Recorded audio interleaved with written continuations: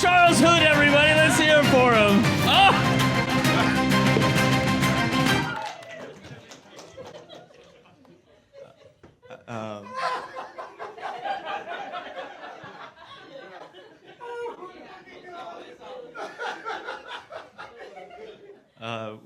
What are y'all doing?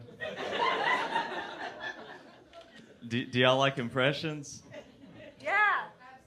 All right, this is my impression of Donald Trump.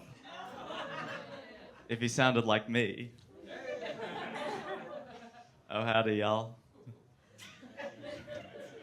I'm DJ Trump. So I took a shower earlier. Give it up. Yeah, and I put some shampoo in my head, and on the bottle it said thick, full body for 24 hours. So I used it as body wash. And as you can see, well, don't look at that, but it worked. I've still got 3 hours left. Yeah. A little bit about myself, though. I'm pretty calm under pressure.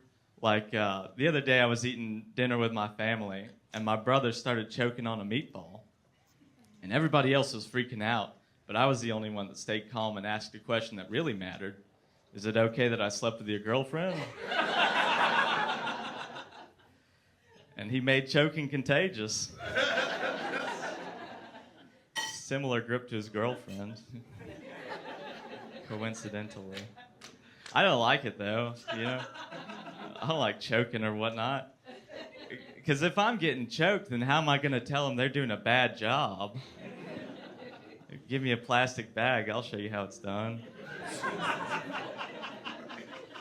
Y'all big alcohol crowd? Ooh, yeah.